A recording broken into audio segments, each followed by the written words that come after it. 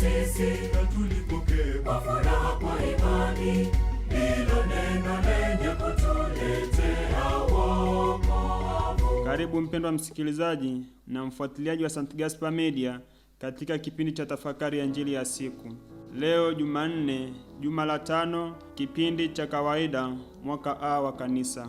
Masomo ya leo. Somo la kwanza linatoka katika kitabu cha kwanza cha Wafalme, sura ya 8 aya 22 hadi 23 na aya 27 hadi 30, na Injili takatifu kama ilivyoandikwa na mwinjili Marko, sura ya 7 aya ya kwanza hadi ya 13.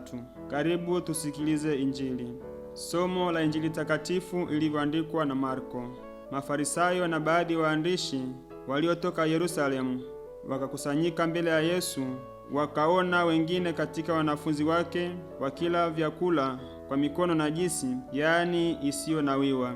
Kwa maana Mafarisayo na Wayahudi wote wasiponawa mikono mpaka kiwiko, awali wakashika mapokeo ya wazee wao, tena wakitoka sokoni wasipotawadha awali, na yako mambo mengine waliopokea kuyashika, kama kuosha vikombe na midumu na vyombo vya shaba. Basi wale Mafarisayo na waandishi wakamuuliza, mbona wanafunzi wako hawaendi kwa kuyafuata mapokeo ya wazee, bali hula chakula kwa mikono najisi? Akawaambia, Isaya alitabiri vema juu yenu ninyi wanafiki, kama ilivyoandikwa, watu hawa huniheshimu kwa midomo, ila mioyo yao iko mbali nami. Nao waniabudu bure, wakifundisha mafundisho yaliyo maagizo ya wanadamu. Ninyi mwaiacha amri ya Mungu na kuyashika mapokeo ya wanadamu. Akawaambia, vema, mwaikataa amri ya Mungu mpate kuyashika mapokeo yenu. Maana Musa alisema,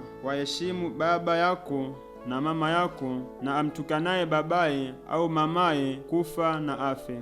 Bali ninyi husema, mtu akimwambia babaye au mamaye, ni korbani, yaani wakfu, kitu chochote kikupasacho kufaidiwa nacho, huwa basi. Wala hamruhusu baada ya hayo kumtendea neno babaye au mamaye, huku mkilitangua neno la Mungu kwa mapokeo yenu mliyopokeana. Tena mwafanya mambo mengi yaliyo sawasawa na hayo.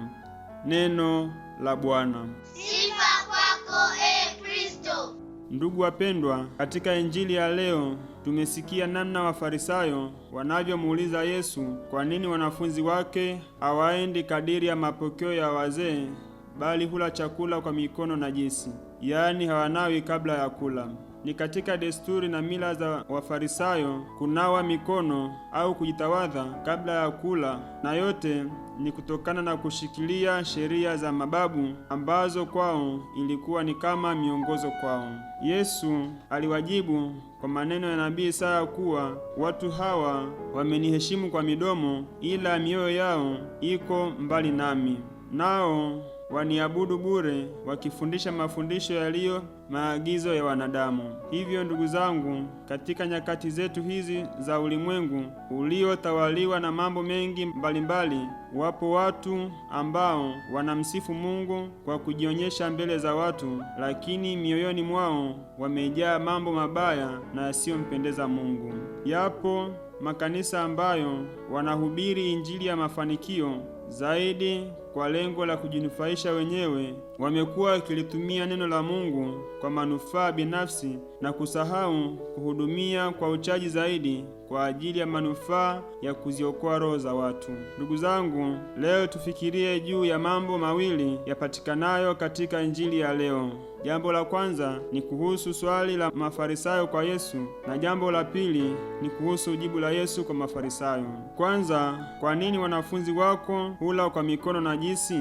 Ndugu zangu, swali hili pia tunaweza kujiuliza sisi katika ulimwengu wetu huu. Kwa nini Wakristo wengi leo hii hukomunika bila kuungama pindi roho zao najisi?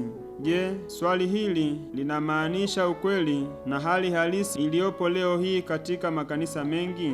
Je, si kweli kuwa kuna Wakristo wengi wanaokumunika tu kiholela bila kuungama, hata kama wana dhambi kubwa moyoni mwao. Na hii inatokana na kwamba tulio wengi kwa sasa tunampokea Yesu katika Ekaristi Takatifu kwa mazoea bila kujali utakatifu uliopo katika Ekaristi Takatifu. Pengine mioyo yetu imejaa mawazo mabaya, uasherati, uuaji, tamaa mbaya na mengine mengi ambayo kwayo huifanya mioyo yetu kuwa michafu. Ndugu zangu wapendwa, swali la Mafarisayo kwa upande mwingine linaweza pia likatugusa sisi tulio Wakristo ambao tumenajisi mioyo yetu kwa dhambi. Hivyo hatuna budi kuzitakasa roho zetu kwa njia ya sakramenti ya kitubio, ambapo ndipo tunapokutana na Kristo mwenye huruma, ambaye katika upendo wake mkuu anatuita sote katika pendo lake. Kwa upande mwingine pia, katika maisha yetu ya uhalisia, tukimwona mtu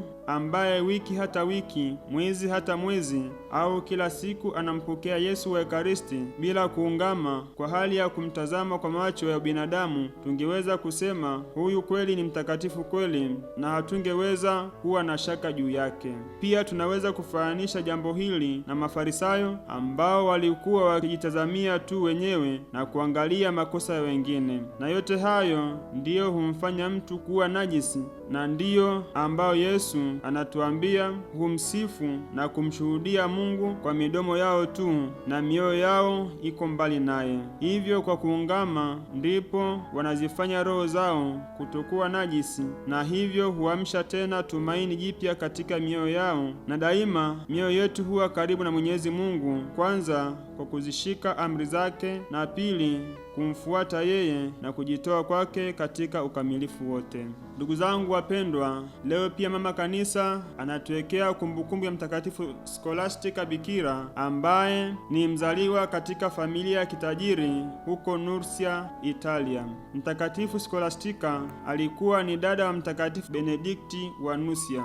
Skolastika alijitoa kikamilifu katika kumtumikia Mungu tangu udogo wake, na alifanikiwa kuanzisha nyumba ya watawa karibu na ambako ilipokuwepo monasteri aliyoanzisha kaka yake Mtakatifu Benedikti. Kila mwaka Mtakatifu Skolastika alikuwa na mazoea ya kwenda kumtembelea kaka yake kwenye monasteri, na walishinda pamoja wakisali na kujadiliana kumhusu Mungu na maandiko matakatifu. Mara ya mwisho kwa Mtakatifu Skolastika kutembelewa na kaka yake, walisali pamoja, na baada ya kumaliza kusali na majadiliano, Mtakatifu Skolastika alimwomba kaka yake kukaa naye zaidi, kwa kuwa alitambua kuwa kifo chake kilikuwa kinakaribia. Ombi hilo lilikataliwa na Mtakatifu Benedikti kwa kuzingatia sheria za monasteri yake.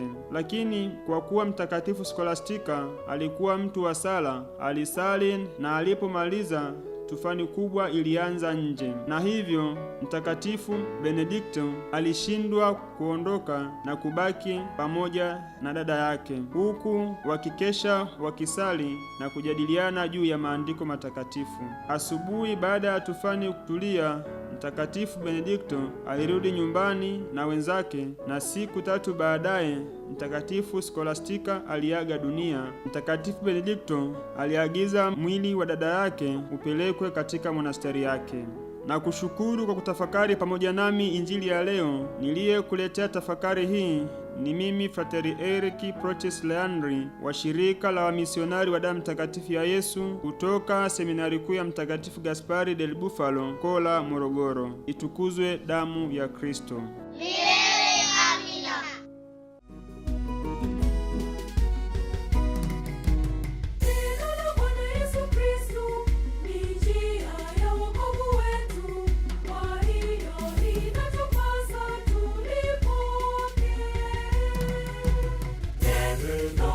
Bwana limekuja kwetu sisi.